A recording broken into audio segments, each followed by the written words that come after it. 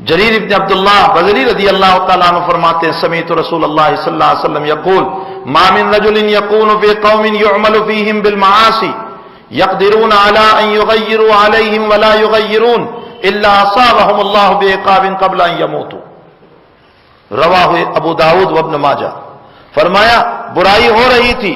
آپ دیکھ رہے تھے اور آپ کو روکنے پر قوت تھی، طاقت تھی، ہاتھ سے روکنے کی قوت تھی، زبان سے بولنے کی قوت تھی، یا دل میں برا سمجھنے کی طاقت تھی، لیکن نہ ہاتھ سے روکا، نہ زبان سے کچھ کہا، نہ دل میں برا سمجھا۔ فرمایا اگر آپ نے کچھ نہیں کیا تو جو گناہ کر رہا ہے اس کا عمل تو اس کے ساتھ، لیکن آپ نے نبی کے کام کو چھوڑا ہے، فرمایا مرنے سے پہلے ضرور عذاب اترے گا۔ بہت سخت وعید ہیں۔ اور اسی کے ساتھ ساتھ دوسری روایت میں جس کو حضرت امام ترمذی رحمۃ اللہ علیہ نے نقل فرمایا ان حذیفہ رضی اللہ تعالی ان النبی صلی اللہ علیہ وسلم قال والذی نفسی بیدہ لتأمرون بالمعروف ولتنہون عن المنکر او لیوشکن اللہ ان یبعث علیکم عذابا من عنده ثم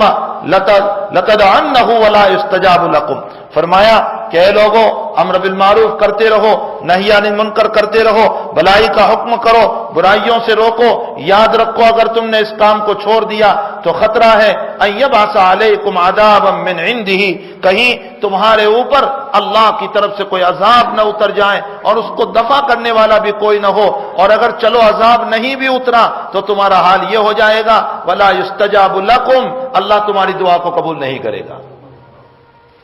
رواہ الترمذی۔ آج کل دنیا چلا چلا کر دعائیں کر رہی ہے، لیکن لگتا یہی ہے اس حدیث کی روشنی میں کہ ہم نے اس کام کو چھوڑ دیا ہے، اسی لیے ہماری دعائیں قبول نہیں ہو رہی۔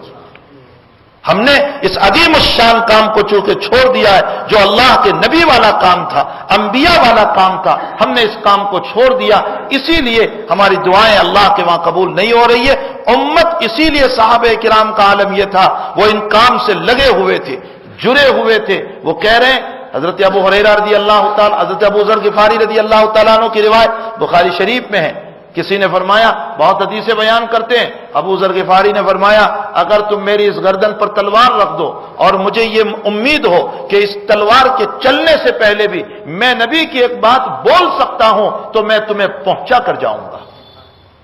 یہ وہ صحابہ کے جذبات تھے، یہ وہ صحابہ کے امر بالمعروف نہی عن المنکر کی باتیں تھی جس کی بنیاد پر وہ دعائیں کرتے تھے تو اللہ ان کی دعاؤں کو قبول کرتا تھا۔ ہماری دعائیں اس لیے نہیں قبول ہو رہی ہے کہ ہم نے اس عظیم الشان، اور یہ میں اپنی طرف سے نہیں کہہ رہا، نبی کریم صلی اللہ علیہ وسلم کی حدیث مبارکہ بتا رہی ہے۔